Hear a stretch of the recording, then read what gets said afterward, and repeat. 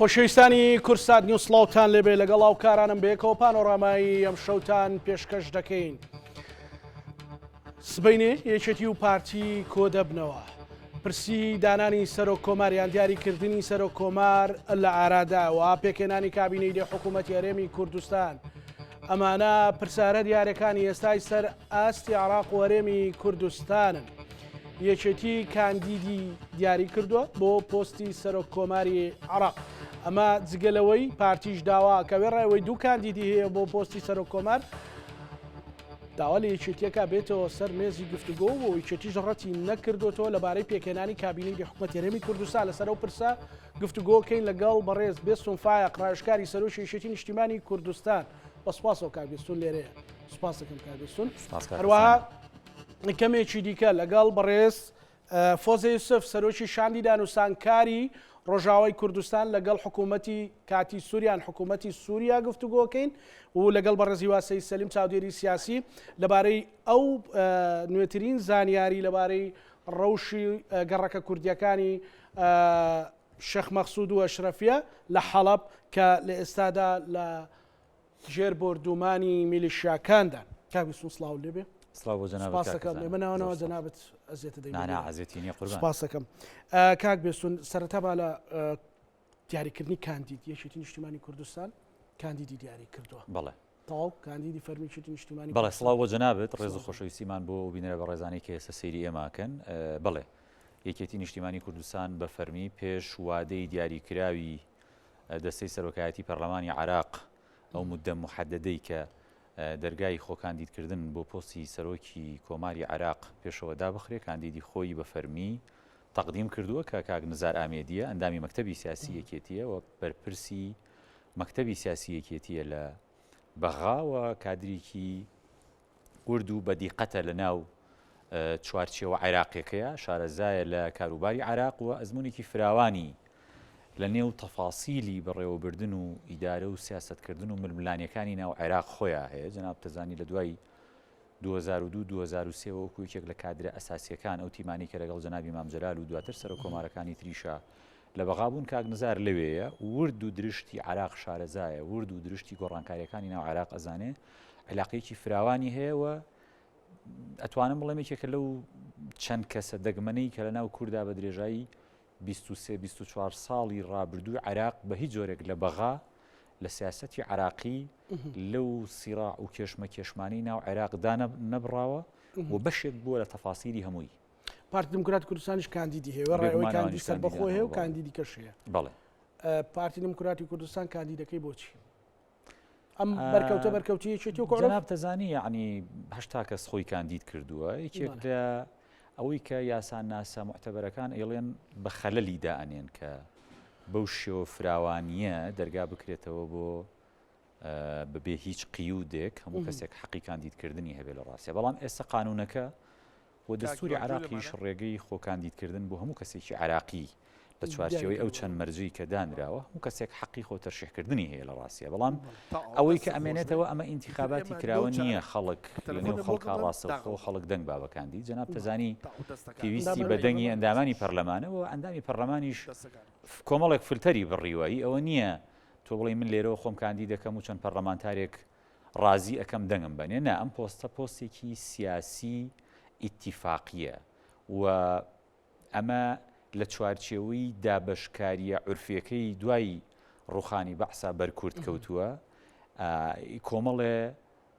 یعنی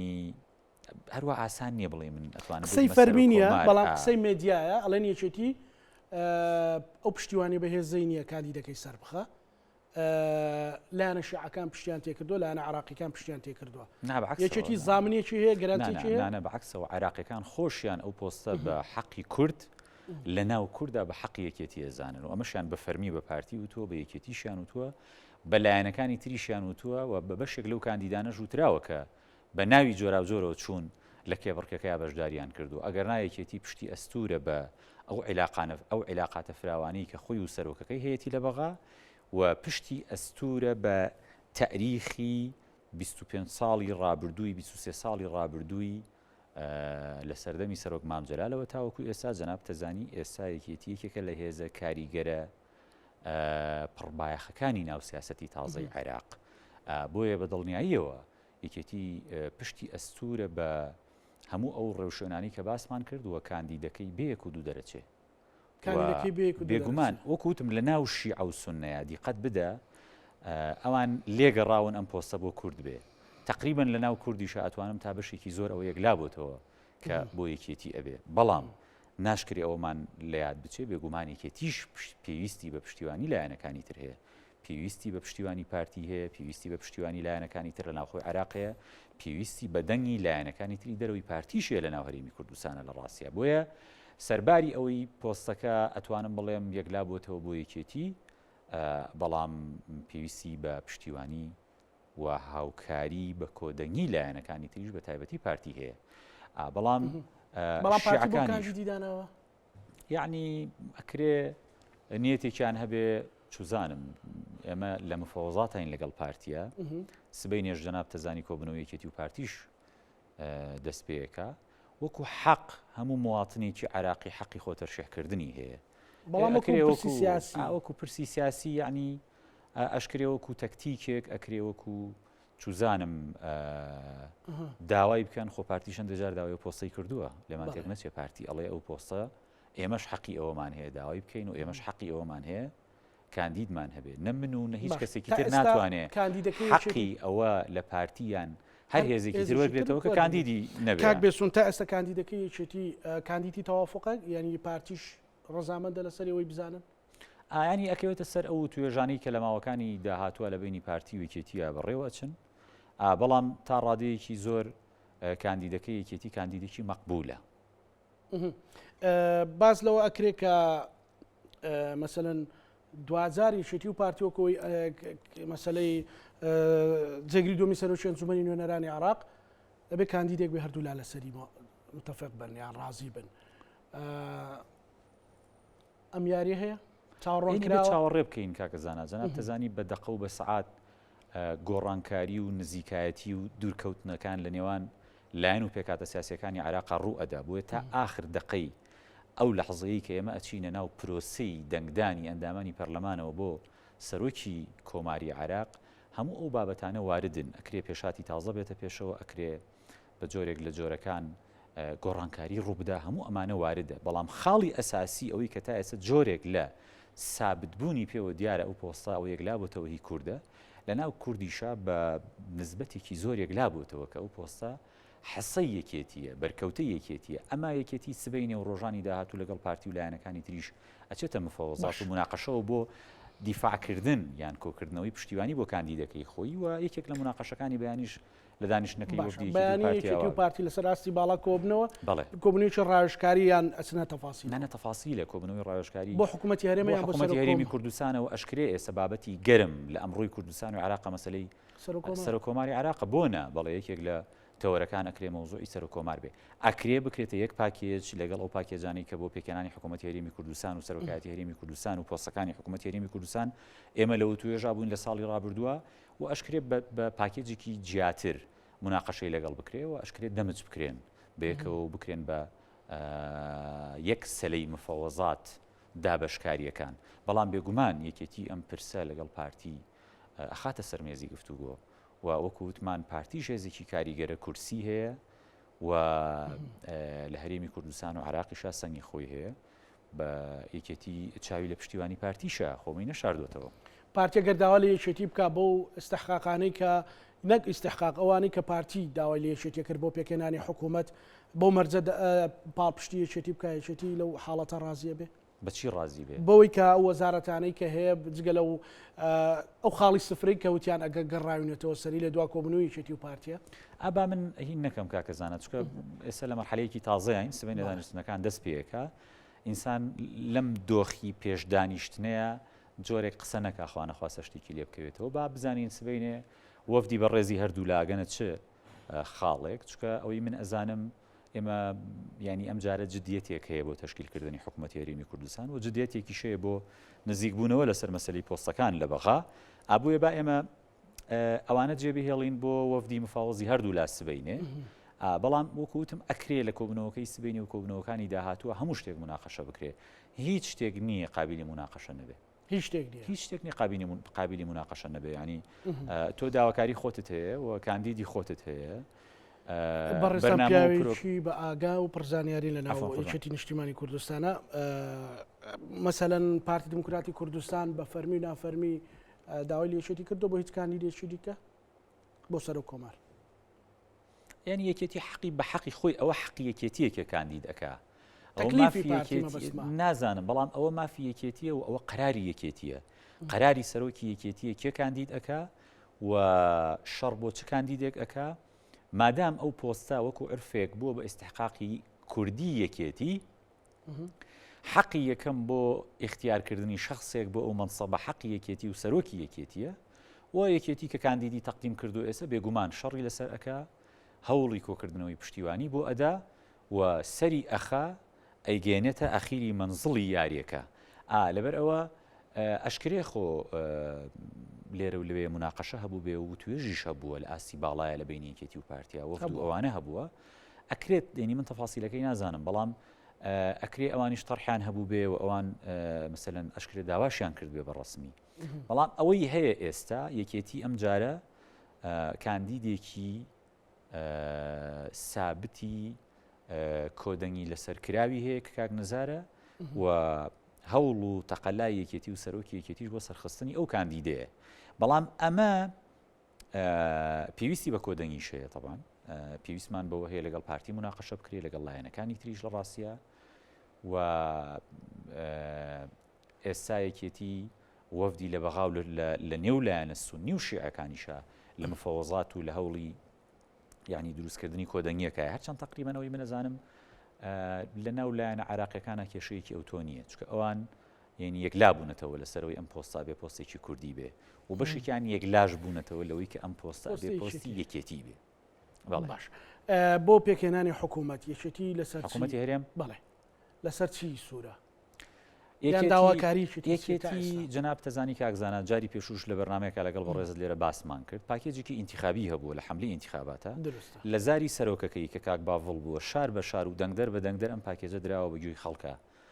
وعد بە دەنگدەر دراوە و کۆمەڵێک کەم و کورتی هەبووە لە کابینەی پێشوو یان ئەم کابینەی کە ئێستا هێشتا بەرکارە بەڵام ئەکرێ بڵین پێشوش ئەگرێتەوە لە مستەڵەحە ئیداری و قانونیەکەی ئەو تێبینیانە لە ڕاستیا تێبینی فعلی خەڵکی کوردستانی بە تایبەتی ئەم زۆنە بوون و تێبینی و نیگەرانی کادری یەکێتیش بووە و بەشێک بۆ لە پاکێجی ئینتیخابی یەکێتی حەقی خۆیەتی داوای ئەوەی کە ئەوترێ شەراکەتی حەقیقی بکە و داوای نەهێشتنی جیاکاری بکە و حەقی خۆیەتی سەنگ و بەرکەوتەی زیاتری پێ بدرێ لە ناو کابینە وەزارەکەیە و حەقی خۆشێتی داوای ئەوە بکە ئەو وەزارەت و موئەسسەسانەی وەری ئەگرێ دەسەڵات و چوارچێوەی کاریان دیاری کرابێ و حەقی خۆشێتی داوای خزمەتی زیاتری سنووری جوگرافی سیاسی خۆی و دەنگدەرەکانی بکە و حەقی خۆشێتی شەڕ لەسەر چەسپاندنی ئەو کارنامە ئینتیخابیە بکە کە کارنامەی ئینتیخابی بوو لە ئینتیخاباتە ئێستا بیکاتە بەشێک لە پاکێجی 4 ساڵەی داهاتووی حکوومەتی هەرێمی کوردستان ئەمە حەقی هێزێکی سیاسیە کاچێتە حکوومەتەوە بە تایبەت بوو ئەو جۆرە حکوومەتانی کە حکوومەتی ئیتیلافین مادام حکوومەتەکە بە تەنیا لەلایەن هێزێکی سیاسیەوە پێک نایە پێویستی بە زیاتر لە لایەنێک و دوان هەیە ئەو کات ئەبێ ڕەچاوی هەموو ئەو داواکاریانەی ئەو لایەنە سیاسیانە بکرێت کە لە کابینەکە یا بەشدار گرژەکان زیاتر یان لێک نزیک بوونەوە ئێستا ئەوەی کە من ئەزانم نزیکایەتی زیاترە نزیکایەتی زیاترە ئێمە مەرحەلەی ئینتیخابات دوو ئینتیخاباتمان تێپەڕان گرژی هەبوو دەسوەردان هەبوو کەوتینە ململانێەوە و ئینتیخاباتی عراقی بەسەرا هات ئێستا ئێمە کەوتینە مەسلەی هەڵبژاردننی دەستەی سەرۆکایەتی پەرلەمانی عراقیشی بەسەرا هات کە کاندیدی یەکەمی پارتی نەیتوانی دەنگی پێویست بەدەست بێنێ دواتر بیکێتی پشتیوانی کاندیدی دووەم جاری پارتی دیموکراتی کوردستانی کرد و بە ڕسمی بوو بە بەشێک لەو بەرەیە خەڵکیش بۆیە ئەو گومانەی هەیە و ئەکرێ ئێستا بڵێن ئێمە لە قۆناغێکی جیاوازتری کاریگەری هەبووە ئەوەی بزانیت مەسەلەی پشتیوانی کردنی کاندیدی پارتی بەڵە کاریگەری هەبوو ئێستا ئێمە لە قۆناغێکی جیاوازتری عیلاقەیان لەگەڵ پارتیە و توێژەکانیش وا ئەزانم ئەم و توێژەی کە سبەینێ ئەکرێ ئیشەڵا جیاوازترە لەو توێژەکانی ئەوەی چەند هەفتەی پێشوو یان ئەوانی پێش ئینتیخابات ئەم کۆبوونەوەی سبەی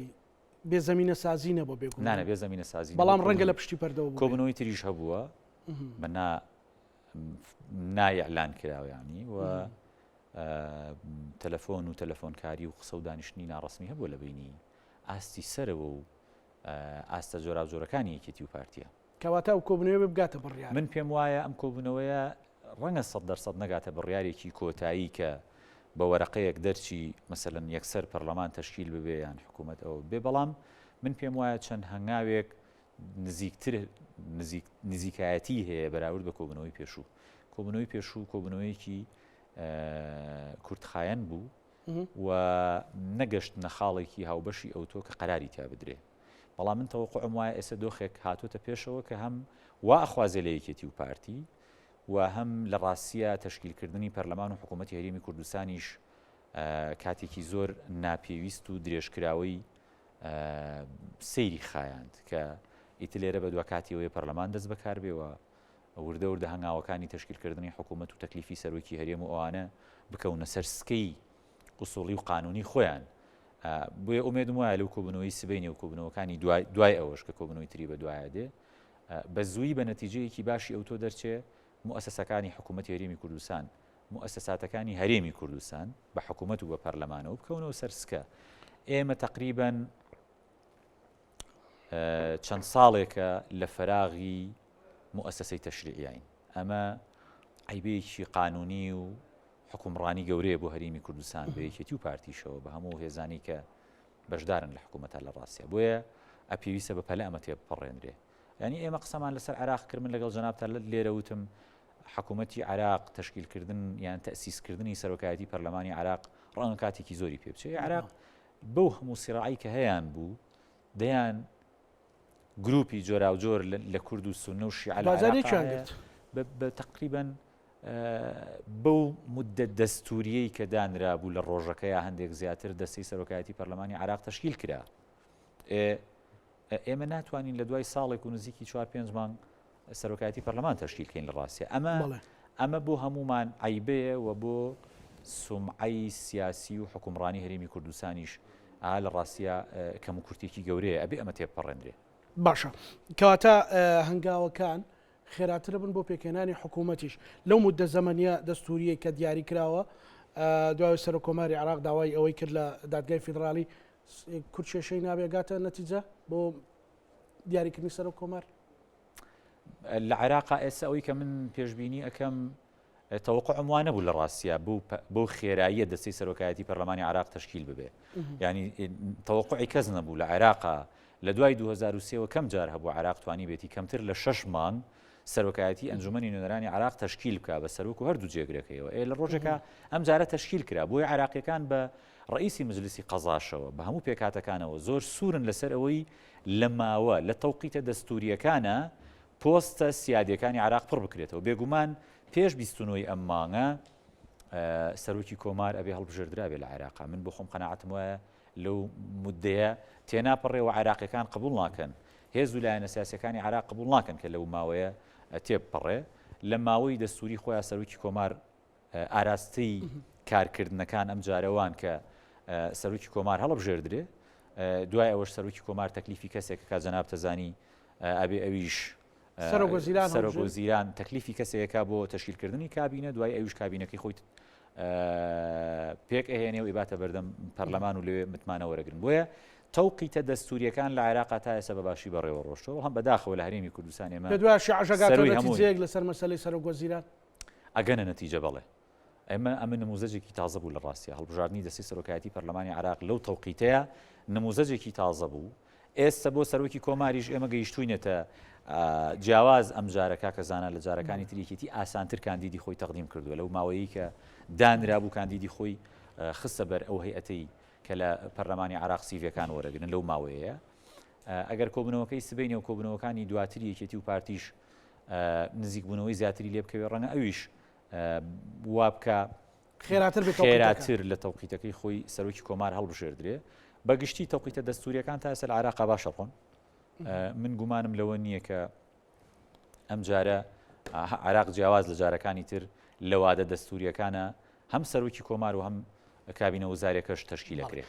وەک ڕاوشکاری سەرۆکیەتی نیشتیمانی کوردستان دو قسەی کاک بێسوون بۆ لاگرانی یەکێتی بۆ جەماوەری کوردستان چییە؟ هەموو ئەو وعدانەی کە لەم ئینتخاباتە و لە ئینتخاباتی پێشووە کاک باڤڵ و یەکێتی بە خەڵکی داوە هەمووی جێبەجێکرێ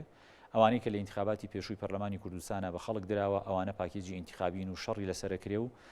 لە هیچ یەکێک لەوانە لا نەدراوە و ئەبنە کارنامەی حکوومەتی داهاتووی هەرێمی کوردستانی شەڵاوە یەکێتیش دەستبەرداری ئیستحقاقی ئینتخابی و پشکی سیاسی و کوردانی خۆی نابێت لە بەغا و ئەو پۆستانەشی کە لە بەغا وەرێگرێ و شەڕی لەسەرەکە هەمووی خاتە خزمەتی خەڵکی کوردستان و موچەخۆران و خاک و سنوور و پێشمەرگە و کیانە سیاسی و قەومێکی هەرێمی کوردستانەوە. زۆر سپاس بۆ بەڕێز بێسوون فایق ڕاوشکاری سەرۆکیەتی نیشتیمانی کوردستان. سپاس بۆ دەرفەتە. سپاس دەکەم کاک بێسوون. هەڵبەتە ئەمە بەشێکی بابەتەکە بوو کە تەوەری گەرمی عێراق و هەرێمی کوردستانە لە ڕێگەی بەڕێز ڕاوشکاری سەرۆکیەتی نیشتیمانی کوردستان و زانیاریانە خرانە ڕووکە باز لەوەکە یەکێتی نیشتیمانی کوردستان تا ڕادەیەکی زۆر کاندیدەکەی خۆی یەکلا کردوەوە بەڵام پێویستی بە گفتوگۆی هەمەلایەنەشە لەگەڵ پارتی دموکراتی کوردستان و تەنانەت بۆ پێکێنانی کابینەی حکوومەتی هەرێمی کوردستانیش بابەتی چیدیکەی لەسەر ئاستی نەتەوە پرسی بردومانکردن و ئەو پەلامارەیە کە لە 48 کاتژمێری ڕابردوودا دەکرێتە سەرهەردوو گەڕەکی شێخ مەقسوود و ئەشرەفیە و تا ئێستا ژمارەیەک شەهید و بریندار هەیە خەڵکێکی زۆر لە ماڵ و حاڵی خۆیان دوورکەوتونەتەوە ئەمە کاریگەری لەسەر تەواوی کوردستانیان داناوە کە بەشێک لەو میلیشیانە بە ئەنواع یان بە هەموو جۆرە تانک و تۆپێک بردومانی کوێرانەی گەڕەکە کوردیەکانەکەن سەر ئاستی باڵا سەرۆکیەتی نیشتیمانی کوردستان سەرۆک بافڵ جەلال تاڵەبانی نیگەرانی خۆی دەربڕیوە و داواکە هەرچی زووە و شەڕە ڕابگیرێ و دەرگای گفتوگۆ و دیالۆگ بکرێتەوە. ئێمە لەسەر ئەو پرسە گفتوگۆ ئەکەین ئەگەر میوانەکەم ئامادە بێ بەڕێز فۆزە یوسف سەرۆکی شاندی دانوستان کار لەگەڵ حکوومەتی سووریا لە حەسەکەوە لەگەڵمانە بێت. بەڵێ کاک هیوا سەید سەلیم چاودێری سیاسی لەگەڵمانە بێت. کاک هیوا سڵاو لێ بێم کاتت باش بۆ بورە بڕیارە کەمێکی تریش فۆزەخان لەگەڵمان بێت. کاکی هیوا ئەم شەڕە دەرەنجامی چییە؟ ینی بەڕاستی ئەمە شەڕێکی یەکلاکەرەوەیە یان کارتێکە بەکارێن بۆ فشار خستنە سەر هێزەکانی سووریای دموکرات بۆ یان ئیدارەی زاتی بۆ ئەوەی بە مەرجەکانی حکوومەتی سووریا ڕازی بێت. سڵاو کاک زانا بەداخەوە جارێکی تر کورد لە پارێزگایەکی سووریا لە دوو گەڕەکی گەورە کە پێی دەگوترێت ئەشرەفیە و شێخ مەقسوود دەکرێنە کارتی فشاری گەمەیەکی قێزەونی سیاسی. ئەمن دەمویست هەر لەوە وەڵامت دەمەوە بەڵێ ئەمە بۆ فشار خستنە سەر لایەنی بەرامبەرە بۆ ئەوەی لەسەر مێزی گفتوگۆ زیاتر دەستکەوتی زیاتر یان دەستکەوێت لەلایەن حکوومەتی ڕاگوزەری ئێستای سووریا بە دلیلی ئەوەی هەڵمەتی ئەمجارە ئەو کاتە لەگەر دوو دانیشتنی زۆر گرنگ دانیشتێک کە پەیوەستە بە جێبەجێکردنی ڕێکەوتنی دەی ئادار نێوان ژەنەڕاڵ مەزلوم عەبدی و لەلایەن بەرپرسانی حکوومەتی سووریای ڕاگوزەر. هی دووەم کە پەیوەندی بە خودی سووریا و ئایندەی سووریاوە هەیە ئەویش دانیشتنی نێوان سووریەکان و بەرپرسانی سووریا و دەوڵەتی ئیسرائیلە لەژێر چەتر و چاودێری دەوڵەتی ئەمریکا لە وڵاتی فەڕەنسا. لە دانیشتنی دووەمەوە قسە دەکەین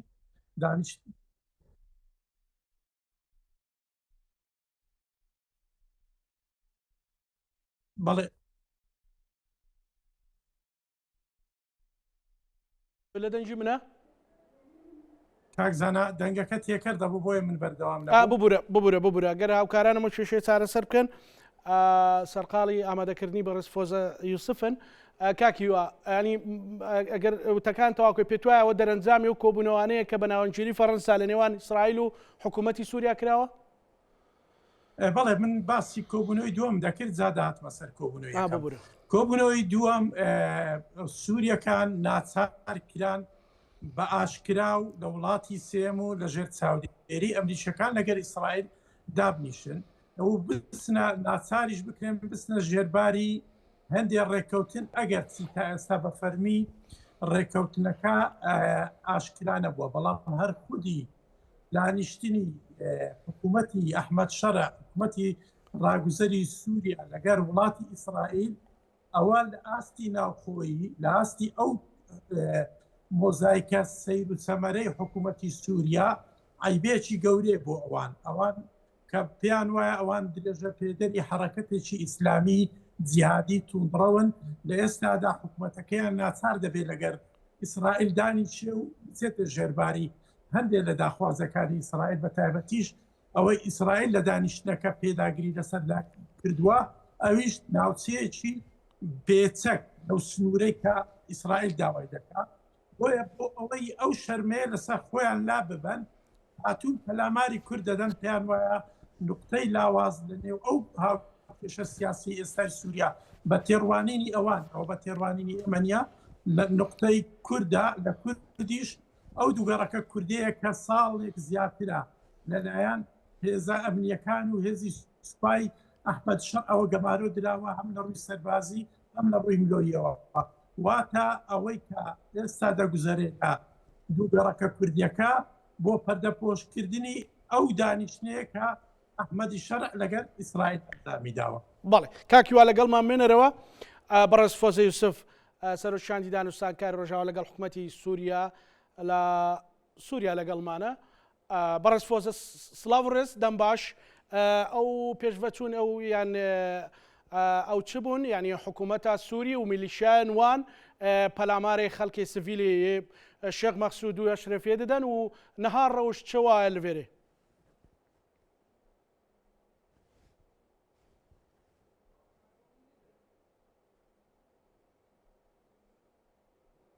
بەڕێز فۆزە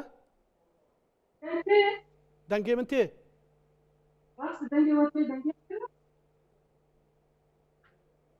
بەڕێز فۆزە بلا کەرەمکە کەرەمکەن سەری دە ئەv ێریشێنیە هێزên bi ser hikûmeta demtiya Sûrî ve em şermezar dikin bi rastî ev demekî herçiqas me bi rêka diyalogê dixwast ku em pirsgirêkê xwe çareser bikin û em rêka dan û standinê em bigên encamê lêbelê hikûmeta demtiya Şamê her tim ji veya reviya û diyar ku yani dixwaze bi fişarê li ser me bike zextê li ser me bike ji bo ku tiştê dixwaze li ser me ferz bike ji ber ku gelek cara daxwaz kirin dixwast ku qesede bi temamî xwe fesix bike her wiha dixwast ku yek tevlê artêşa ya ku binavê artêşa Sûrî tevlê bêne û dixwast ku hemû saziyê rêveberiya xweser bên teslîmkirin. Na me ji vê yekan me rast nedît me got em daxwaz dikin ku demcek demokratîk çêbibe berî veya bi çend roja ewek çêbû civînek çêbû naberî me û naberî wan de daxuyanî û nêzîkatiyê wan gelek negatîv bûn. Yani diyar bû ku ev plan berî veya hatibû pêşxistin yani ne îro de ev plan pêşket. Di halê hazir de herçi qasete gotin ku gel ji Şêx Mexsûd derketiye lê esas Kurd di Şêx Mexsûd dimane û hejmarekî bi sed hezara însan li Şêx Mexsûdin divê şevê êrîşek çêbû li ser hêzê asayîş lê hêzê asayîşê bersîv da û ew êrîş têk bir halê hazir de niha hinek pevçûn kêm bûne lê hîn jî firokê yên tîharî li ser Şêx Mexsûd digerin û tişta esasî ku em karin bêjin jî bi rastî mirov karî bêje berdewama ew polîtikayên yê komkujiyê ku li ser pêkhateyê Sûrî pêş diketin heman nêzîkatî îro jî dixwazin li ser Şêx Mexsûd bimeşînin ji ber ku kesê ku niha hatine beyreqê Daeş rakirine gelek dîmen hene yani mirov karî bêje dibin navê fasîlên yê bi ser hêzê Şamê ve esas îro Daeş bi rengekî nû û bi cilekî nû li ser Şêx Mexsûd êrîş dike yani ev gelek geftên xwarin ji bo jinûsayta Kurda û ev jî xeteriyekî gelekî mezin li ser gelê me wê derê çê dike. Ji bo jî yani em dibêjin îro kiryarê got û biryara ya hikûmeta Şamê biryarekî gelekî xeter e û gelekî mirov karî bêje tehdîdekî mezin e li ser hebûna Kurda ne tenê Helebê her wiha li ser tevayê yani hebûna Kurda li Sûriyayê. Ji bo wê divê ku herkes bi hişyarî tev bigere û berpirsarî tev bigere herkes jî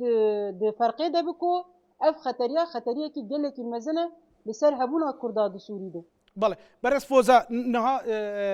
هیچ تێکەلی و ئیتیساڵی وە دگەل حکوومەتە دەمکەیە سووریا هەنە و بێژنەوەان چوا و شەر چوا و پەلامار چوا و داعشێن بێت بە ینی بە بەرگێکی نو وەکو جەنابێتە گوتی ینی پەلاماری خەڵکی سڤیلێ شێخ مەقسوود و ئەشرەفیە دەدەن یعنی هیچ تێکەلی پەیوەندیەکی ئیتیساڵێک هەنت بێژنەوەان ینی ئەوان دبێژن ما وزير خارجية هي يعني وزير دفاع وزير أولكارية هي ناوخويا هي يعني هستيكالتي اتصالات هنا نافري إدارية ذاتي وحكومة أدمكية سوريا براستي حتى بس بي اتصالات هبون ما جوان جيغوت ام دخوازن بريا داندن وستاندن ام ورن حلبة و ام حلبة ده ام باوایەکی ڕاستە ڕاست ئەم ڕوونن و بەهەڤ نقاش بکن لێ ئەوان هەرتم vêya refd kirin qebûl nekirin û pişt re jî têkilî qut kirin yani diyar ku niyeta wan hîn bêtir ev rewşa heyî tesعîd bikin û şer gûrtir bikin ji ber ku me hewl da em yani diyalog berdewam bikin bi wan re ji bo ku em rê nedin tiştekî ku zerarê bidin medeniya لێ ئەوان بە ئیسرار هەلوەستا خۆ یا نەینی بەردەوام کردن و هەری داویە jî têkilî qut kirin yani mirov kare bêje ji piştî nîvro pêve têkilî bi temamî qut kirin. بله هون چه دخوازن يعني لا تكليو يعني اتصالات قال او دسالات امريكا نونري امريكا هي سربازي هنا وشد بيجن امريكا تد بيجي الفيريكو او كومل كوجيان هاو قتل عمل اشرفيه الشيخ مقصود هي يعني امريكا تد بيجن خاتو فوزه يعني امريكي حتى فيداويجي دغوتن ام هول ددن جبو ام اغربسك اتشبكن لي حتى نها او اغربس جهله حكومتا دمكيف نهاتي قبول كرن هولداني خو گوتن امدوی چرچوه د بردوام بکن هولداني يه اغربسك چبيبه لي لغوريكو مشو باندي او يعني نزيكاتي شامي نيني و برسيفا نيني دايوان حتى نها دبي درباري د انجامكي اريني نهاتي گرتن دبيجن اتفاقي كان هيني هي دبشتي بردي دبشتي مسألة دبيجن كو يعني دولتك إقليمية جيرانية سوريا قلت يعني لازم وكو حلب دسالات كردية إدارة خسر نمينة و يعني شوباندني و جبو اتفاق كان نهيني هنا لحلبة بتعبد در حق الشيخ مقصود واشرفي نا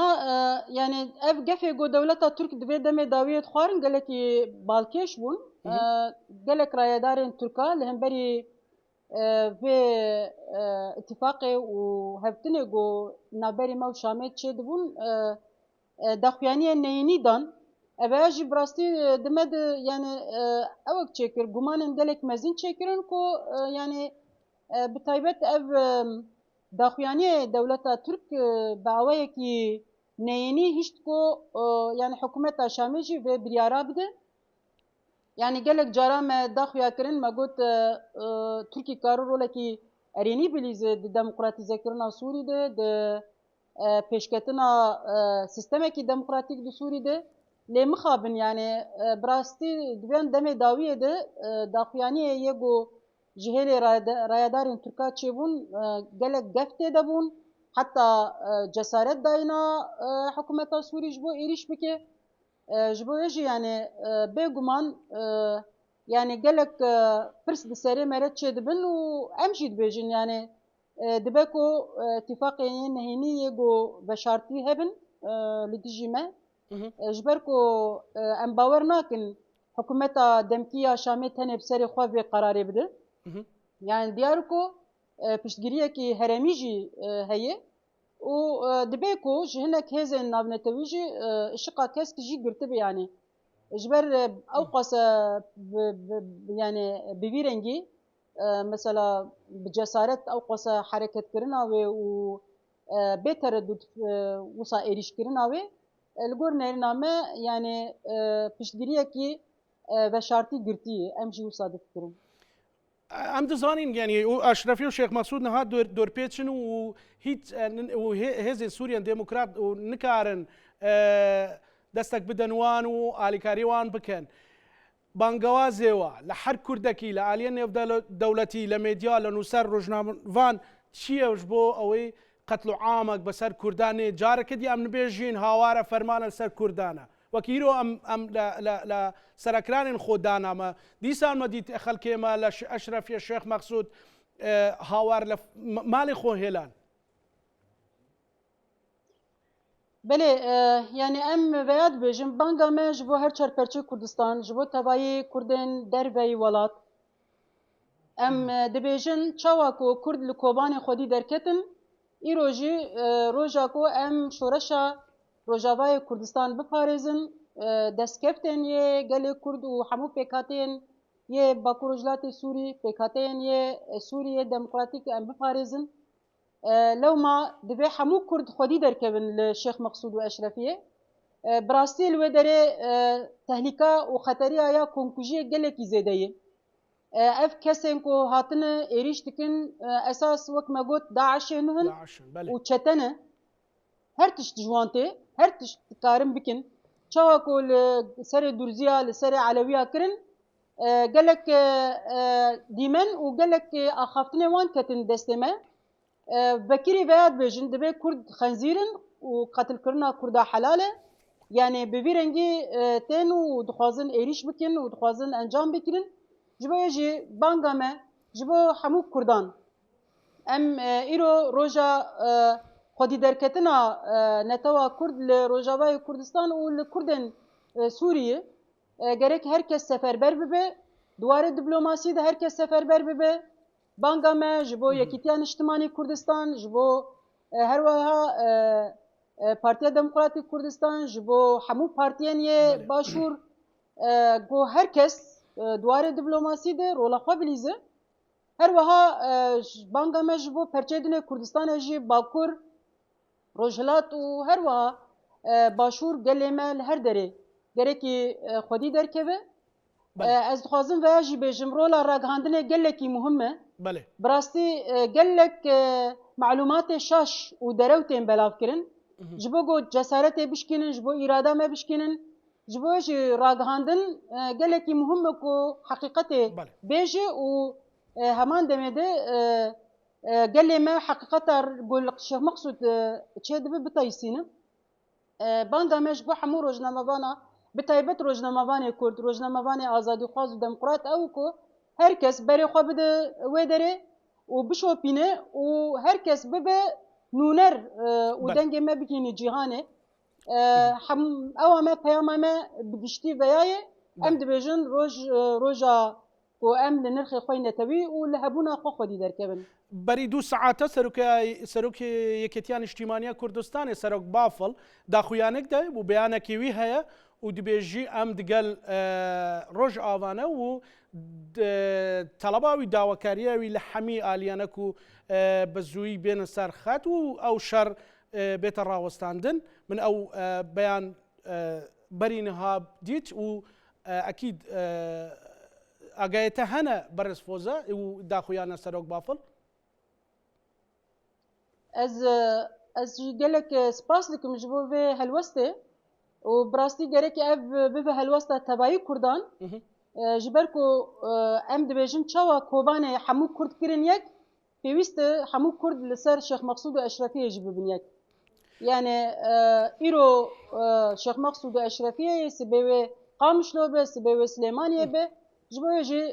أم دبيجن جركي هر كس به هالوسطى نتوي بدين الشامبان برس فوزا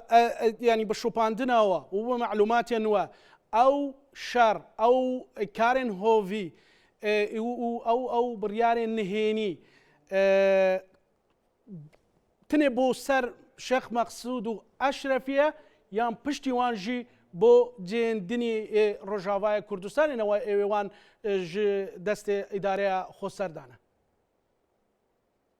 الجور باوريا ما أبغى وكي موديلك دخازن شبكن يعني أجر أب موديل للشيخ مقصود وأشرفية بسركت والتباي سوري بموديل بمشينه جبوي جي أم دبيجن يعني أب إيريش نتنل سر قال الشيخ مقصود وأشرفية أب إيريش لسر تباي روجاوای كردستانية أب إيريش لسر بروجا ريبريا خسرة أب بروجا أب إيريش لسر هبونا كرداي لو ما جي جريكي أم خنا خابينن يعني أم نبيجن دتاخن و تبرز جريك نين نا جبه داره دخوازن موديلك آبا بكن و أب موديلايا لسر حمو روجاوای كردستاني بسپينن جبوه خطري جلك مزنه و جريكي حمو كرد بوي برپرسياريته بگرن حمو كسين ديمقراط و آزادي خواز بوي برپرسياريته بگرن بريان قصد ايه هسه تسنه جبو و الريداني و يعني وكيتا بزاني تشك هيز يعني دستي هيزن اسايج داهنا لو اندو تاخان يعني هذا اسايش الويدري تباي قال الويدري جي بسر اساس خو باراستن خوري خستن كري و ام بعد بيجن يعني بريارا قال تاخي بريارا اسايش برخدانه خو باراستن حقي ميك و ام خو باريزن راست ام دخوازن پرزگریکی خو باوی که آشتیانه چاره سر بکن دخوازه ما او کو اتفاقیه یکی نیسانه تکه به مریته ده حتی نه هجی دخوازه ما اوه لی لهمبر ایریشا جی ام حتی داوی البرخوا بدن و ام خو بپاريزن بله گلک سپاس جبو برئیس فوزي يوسف سەرۆکی شاندیدان و سانکاری ڕۆژاوای کوردستان لەگەڵ حکوومەتی سووریا گەلک سپاس بۆتە بەڕێز فۆزە سەرکەفتن بۆ ڕۆژاوا کاکیوە وەکۆی کە گوێبیست بووی ئەو بەڕێز فۆزە بوو کە دۆخەکە تا ڕادەیەکی زۆر ناهەموارە و نیەتەکە وایە بۆ شوێنەکانی تریش بێ ڕەنگە دوای ئەوە بۆ بەنداوی تشلون و پردی قەرەقۆزاق و وردە وردە نزیک بنەوە ڕۆژەوە بە بیانوەیەک ینی ناکرێ ئەمە چی پێویستە بۆ کوردستانیان کە ئەمە وەکو ڕووداوێک یا وەکو جارەکانی دیکە سیر نەکرێت کە ئەمە تەنها شەڕێکی دوو ڕۆژێ و شەڕێکی چەند کاژمێری و بردومانێکە و ئەوەستێ نا بە دڵنیاییەوە ئێمە زادەی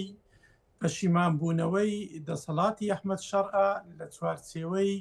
ئەو ڕێککەوتنامەی کە هەم لە دەی ئادار کردوێتی هەم لە یەکی نیسان تایبەت بە ئاگربەست لە هەردوو گەڕەکی شێخ مەقسوود و ئەشرەفیە لە یەکی نیسانی 2025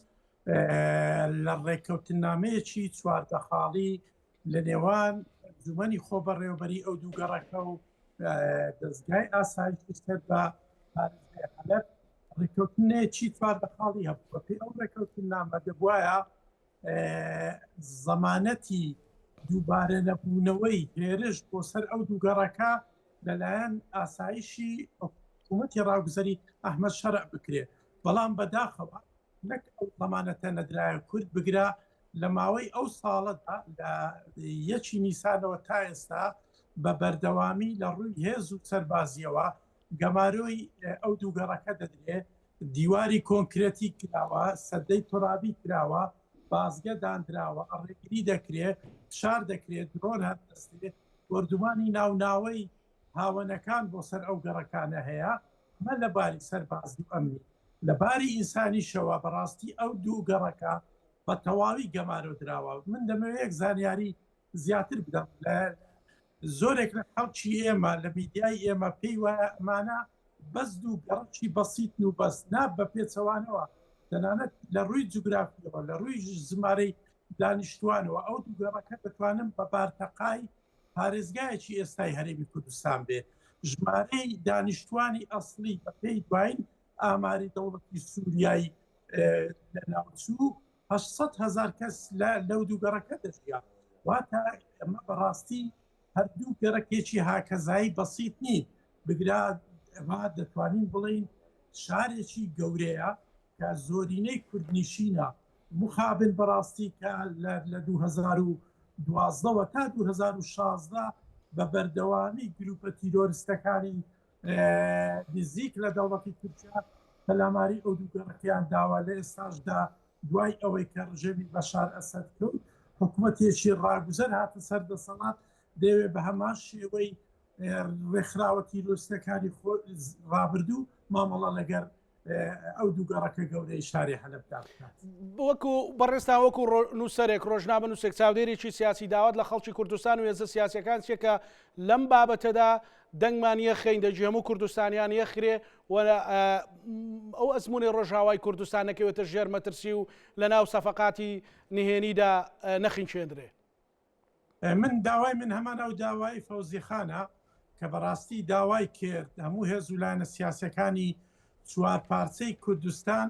دەنجیان یەکخەن بۆ پرۆتۆکردنی ئەو کردەوە تیرۆریستیە کە ئێستا لە جێبەرجی شەرعیەتی دەوڵەتی سووریا بەرامبەر بە کورد لە شاری حەلەبدا دەکرێت. دووەمیش بەڕاستی کرد زەختی لەوە کردەوە میدیا دەبێت ڕۆڵی زۆر پۆزتیڤ ببینێت بەداخەوە دەبینیم بەشێک لە میدیاکان هەمان ئەو زانیاریانە دەگوازنەوە کە میدیای عەرەبی کە دەزانین بە بەرنامە میدیای زاڵی شۆڤینی عەرەبی دەیەوێت کورد بکاتە ئامانج و کورد بە لاوازی نیشان بدا نا بە پێچەوانەوە لە 2012 تا ئێبڕۆ کە 14 ساڵە کورد بەرخۆدان دەکا لەو دووگەڕەکە کورد بە هێزی خۆی پاراستێ لەو دووگەڕەکە دەبێ ئێمە ئەو ئیرادەیە پتەوەمان لەبەر چاو بێ و پشتیوانیشان لێ بکەین لە باری هەڵوێستی سیاسی لە باری هەڵوێستی میدیایی لەو دووگەڕەکە پێمان وابێ بە ئامانزگرتنی ئەوان بە ئامانزگرتنی تەواوی کوردە لە چوار پارچەی کوردستان. بەڵێ سوپاس بۆ بەڕێسی واسی سەلیم چاودێری سیاسی و نووسەر و ڕۆژنامەنووس سوپاس دەکەم سوپاس بۆ بەڕێستان بەداخەوە ئەوەی کە تا ئێستا هەیە بە پێ و زانیاریانە ئێستا لە ناو حەڵەب لە دەرەوەی گەڕەکەکانی ئەشرەفیە و شێخ مەقسوود ژمارەیەکی زۆر لە میلیشیاکان و لە تیرۆرستان خۆیان ئامادە کردو بۆ قەتڵ و عامکردن وەکو هەموو ئەوەی کە بەسەر دروزەکانیان هێنا و بەسەر عەلەویەکانیان هێنا لە ماوەی ڕابردوودا و بۆ تاڵانکردنی ماڵ و مڵکی کوردستانیان لەو دوو گەڕەکە کە 14 ساڵە بەرگری لە خۆیانەکەن بەرگری لە شەرەف و ناموسی خۆیانەکەن دۆخێکی زۆر مەترسیدارە. ئەشرەفی و شێخ مەقسوود دوو گەڕەکن ساڵانێکی زۆرە لە حەڵەب هەن و بە پێی زانیاریەکان بە نزیک خۆیان 500,000 کوردی لێە بەڵام بەشێکی زۆر لە ئاوارەکانی عەفرینیش لەوێ جێگەیان کراوەتەوە لە دوای ڕوودا و داگیرکردنی عەفرینەوە بۆیە پێویستە لەسەر هەر کوردێک بە هەر شێوازێک بێ پشتیوانی لە خوشک و براکانمان بکەن لە ئەشرەفیە و شێخ مەقسوود و ڕۆژاوای کوردستان لەگەڵ هاوکارانە پانۆڕامامان پێشکەشکردن وەلایەکتان ئەمانەتی خوای گەورە بن خواتان لەگەڵ.